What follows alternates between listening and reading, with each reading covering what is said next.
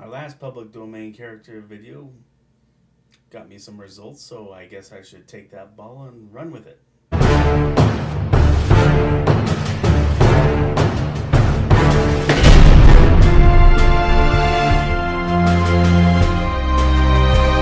Welcome to my channel, KC, that's me, Carrie Chug the Sledge Storyteller, here to talk about the wonderful world of storytelling and to open up discussion about how we can tell the best stories we can here, talking about forgotten characters and what's worth reviving. But this video is to talk about what I like to call the precursors of superheroes and ones that kind of pave the way for ideas of what superheroes are about and why we like them. But, there have been several posts requesting talk of public domain kaiju, a very alluring subject matter, and with those requests have come leads of where to go for research, so I plan on having fun in doing that research. Thank you for everybody who sent that to me. Also, making the video, plan on having fun with that. Just need at least a couple weeks to take care of all that. And while I'm not up to more sifting through all public domain characters and making sure a publisher like Dynamite hadn't picked them up, maybe I'll pick more along the way while exploring the public domain of other subject matter. But so much of what went into the superheroes we are most familiar with came from ideas that go back literally thousands of years, that it's worth looking into myth, folklore, and literature that developed so many things super. And the fact that we're going back so far means that it could take hours to cover all such characters. So my main focus is on the lesser known figures, or known figures, lesser known facts that connect to the superhero concept.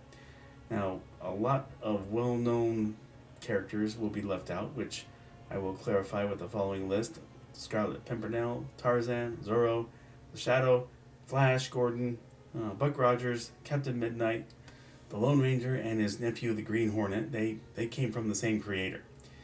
But when we go back thousands of years, that brings us to the Epic of Gilgamesh with Enkidu. He was beastly and brawny.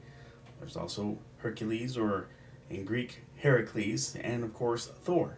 Now, going from ancient myth to medieval folklore, you've definitely heard of old Robin Hood, and definitely a developing influence on the modern day genre.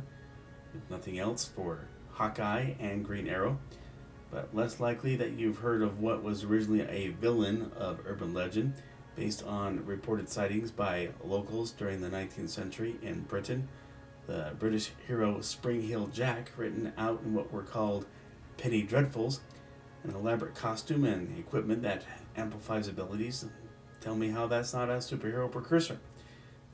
One other, unfortunately lesser known costume hero in novel form, there's Dr. Sin, first introduced in Dr. Sin, A Tale of the Romney Marsh, which was published in 1915 by Russell Thorndike. The stories have gone in a lot of direction, but here's an attempt at covering the character at its core.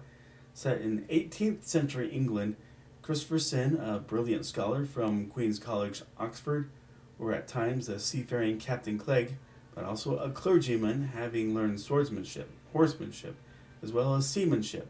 He smuggles goods to the poor people of his region to ease the burdens of the heavy tax levied upon them by King George III. Apparently, the citizens of the U.S. colonies weren't the only ones who felt oppressed by him, but all this while functioning as a vigilante in a scarecrow costume. He's been portrayed in 3 movies, most notably in one released by Disney Studios in 1963, theatrically in Britain, and as a 3-part miniseries in the US on the TV series The Wonderful World of Disney, with the main protagonist played by Braveheart's Edward Longshanks himself, Patrick McGoohan. As of this video's upload, it's available on YouTube, but I think it should be part of Disney Plus. You watch this and you see an awesome story in much the same spirit of Robin Hood, Zorro, and even Batman, with sidekicks in much the same spirit as Robin and Nightwing. I recommend you watch it in whichever format you can get it on. Alan Moore even included Dr. Sin in his League of Extraordinary Gentlemen stories, and that should tell you something. He's an underrated heroic character. But then came heroes and newspaper strips. The Phantom, who provided the template for commonly used superhero cowls and with the menacing white eyes. Factor in that next heroes of the pulp novels, Edgar Rice Burroughs' John Carter of Mars inspired Superman creators Siegel and Schuster with the original idea of coming to a planet with less gravity and thus being able to leap great distances. Keep in mind, Superman could not initially fly, but thought of by many pop culture historians to be somewhat of a precursor to Superman, and I can see some Batman in him as well, and you could go on and on.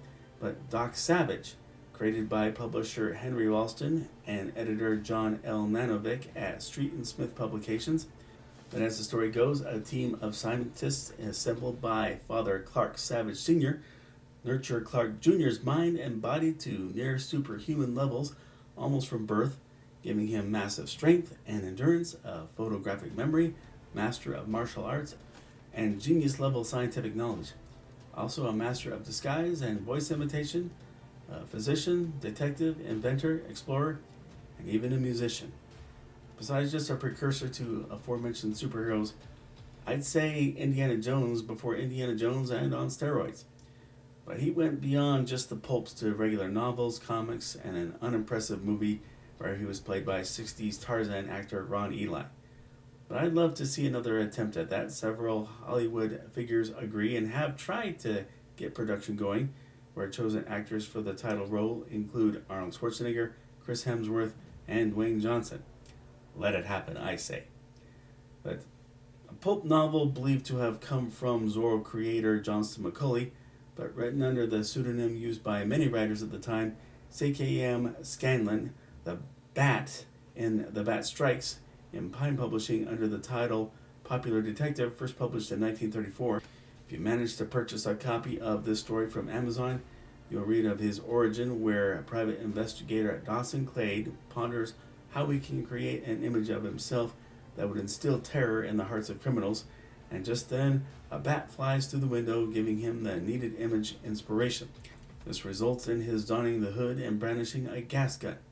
Now, rewinding to that previous scene, anyone who's familiar with Batman in comics will pick up on that origin story parallel. In spite of their being open about being big pulp fans of pulp literature, vehemently denying any knowledge about this, but Bob Kane, the artist, and Bill Finger, the writer of Batman, but there's no denying the parallels here. Also in the pulps, just before Batman, there were two characters called the Black Bat. First, there's the one that appeared in Black Bat Detective Mysteries, published by the Berryman Press, pulp which lasted just 6 issues, all written by Murray Leinster, pen name of William Fitzgerald Jenkins, between 1933 and 1934. No costume, yet like Batman, he was a detective, but he had the image of the bat as his calling card. The second came in July 1939. Thrilling publications, this Black Bat started in a pulp series called Black Book Detective, written mainly by Norman A. Daniels under the pen name G. Wayman Jones. The stories tell of former District Attorney Anthony Quinn. His origin story goes with him emerging as the Black Bat after being blinded and disfigured by acid while protecting evidence against villain Oliver Snate in court, but benefits from the operation that restores his sight, gives him night vision, and enhances his strength, and the resulting disguise hides his disfigurement. The Black Bat left paper stickers of a bat stuck to his victims so that an innocent bystander would not be accused of causing those deaths, and so all criminals at large would fear him as well. All kinds of similarities with Batman, who came out at roughly the same time, 1939 here. So no surprise that lawsuits were looming between both sides, but a meeting together of both publishers led to an agreement that the Black Bat would stay in the pulps and Batman would stay in the comics at this time. At this time in history, pulps looked like they had the staying power as long as they had been around, and comics were just finding traction with still an uncertain future. The rest is history. The character has been revived in Dynamite Comics and a low-budget movie that was made by Tomcat Films called Rise of the Black Bat. Unclear the legality, but as of this video's posting, it's also available on YouTube. Before there was Spider-Man, there was the Spider. Now, This guy is nothing like Spider-Man. Let's get that out of the way. Published by Harry Steger in 1933, written by Thomas Maitland Scott and Norvell Page under the pen name of N. Wooten Page. Millionaire philanthropist Richard Wentworth seeks social justice just clad in mask, fedora, and trench coat, brandishing guns as the Spider and acting as judge, jury, and executioner on the streets. Among the names of villains he locks horns with, the Batman and the Iron. He did make that enviable transition to the movie serials in the Spider's Web, released by Columbia Pictures, and followed by a sequel in 1941. The Spider as a character has fallen into public domain and has been published recently in comics by publishers that take advantage of that, try to make something of it. I haven't read them, so up to you to try it to see if there's any quality to that. Also worth mentioning is Japan's Golden Bat. Made its debut in 1931 in what's called Kamishibai. I hope I got that right, but that's a slideshow that's done on the roadside. It's still popular form in Japan. As the story goes, an expedition of adults and kids discover the lost city of Atlantis, where emerges the Golden Bat. Called a bat, but the theme is mostly skull.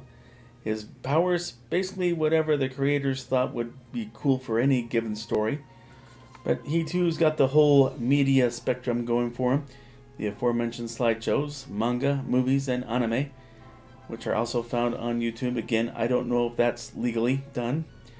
But, this is basically to give you a taste of how the concept of what's now a superhero genre, it's nothing new. It goes back literally thousands of years. And, larger-than-life characters, we ultimately have packaged them in that way. And, not every type of character that has that kind of thing is what we call a superhero. And, there's a whole other topic to go into depth on that. We don't normally call Luke Skywalker a superhero. But, this gives you an idea that we know that superheroes have existed in essence for a long time. But that's my outlook on precursors to superheroes. Thank you for watching. Agree, disagree, or something I left out? Please let me know in the comment section. If you like this video, please click like. If you like this channel, please click subscribe or follow me on Instagram. As always, the link to order Sledge number 1 and 2 is below in the description, or you can order Sledge number 1, just that, on Kindle. In any case, you can order it in digital or paper format. Still working on Sledge number 3 to give this thing a strong ending to the 3-part miniseries. Tiago, he's told me that he should have everything done by the end of May. That will complete it. So, that's how I'm planning on it. But let's all look for civility amid all the bad news out there, social, political strife. Let's not hate, and let's find friends wherever we can go. Let's not just be automatically suspicious. Everyone be safe, and God bless.